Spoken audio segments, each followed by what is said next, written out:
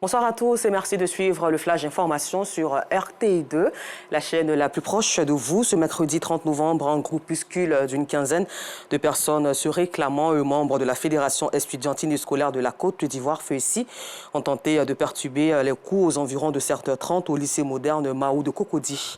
L'intervention des éléments du commissariat du 22e arrondissement a mis un terme à la tentative de trouble des cours. Selon des témoignages recueillis, ces membres de la FEUSI revendiquaient le respect du montant des frais annexes fixés par le gouvernement ivoirien. Quels sont donc les non-dits de cette revendication? Vous aurez les réponses ce soir dans le reportage de Yacouba Koulibaly. Et puis parlons toujours éducation où l'Institut national Félix Houphouët-Boigny, INPHB, est à Kigali au Rwanda.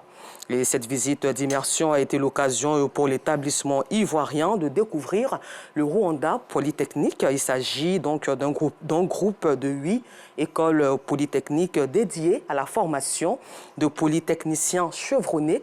Afisiata Karamoko Dosso, notre envoyé spécial au Rwanda, nous ouvre à présent les portes du Kigali Polytechnique, mais aussi du Muzanze Polytechnique. Le Rwanda Polytechnique, institution de gestion des écoles polytechniques, reçoit une forte délégation de l'INPHB, l'Institut national polytechnique Félix Houphouët-Boigny. À sa tête, Dr Moussa Diaby, le directeur général de l'établissement, mais également Augustin Thiam, ministre-gouverneur du district autonome de Yamoussoukro. Le Rwanda Polytechnique, ce regroupement d'écoles forme l'élite rwandaise. Ici, l'apprentissage premium reste le maître mot. Après les civilités et les présentations, place à la visite guidée. Kigali Polytechnique, l'une des 8 écoles situées sur le même site, constitue la première étape.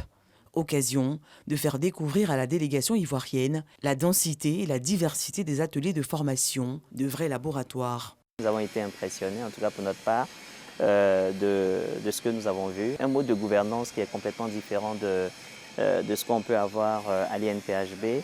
Et puis nous avons visité du coup, les infrastructures de Kigali Polytechnique. C'est vraiment des actions donc, qui peuvent nous inspirer au sein de l'INPHB où on souhaiterait avoir une belle ouverture avec le secteur privé en essayant de faire de la production. La vice-chancelière marque sa volonté d'engager une coopération avec l'INPHB. Nous prévoyons des échanges, nous prévoyons des collaborations dans les projets, dans la recherche, mais aussi pour revoir nos programmes pour l'excellence. Le lendemain, une autre visite. Le Muzanze Polytechnique, situé à quelques kilomètres de la ville de Kigali. Dans cette école, des ateliers pratiques s'y déroulent et la particularité du Muzanze, le volet communautaire, qui représente un levier essentiel pour la formation. Un exemple à suivre, selon le directeur général de l'INPHB. Nous sommes très ravis, très heureux d'avoir effectué ces déplacements. Nous avons vu des choses formidables. J'ai une connaissance même de l'établissement. Et ce qui nous marque encore, c'est l'engagement citoyen au sein de cet établissement avec des activités pour les riverains, pour la communauté. Et ce sont des exemples qui doivent nous inspirer au sein de l'Institut et qu'on devrait également répéter au niveau de l'INPHB.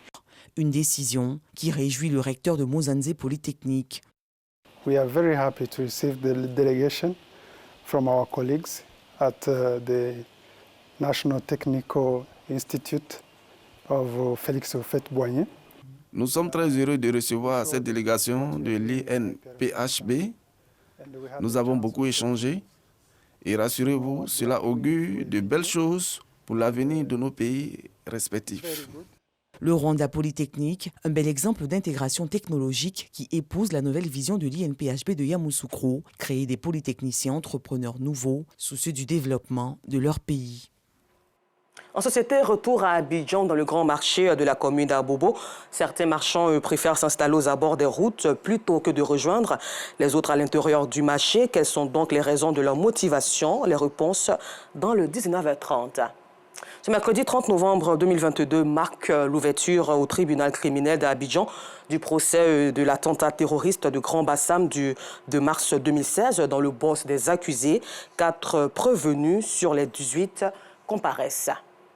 Et puis, dans un message audio, le porte-parole du groupe État islamique a annoncé ce mercredi aussi la mort de son chef Abou Hassan al-Hashimi, précisant qu'il avait été tué en combattant les ennemis de Dieu.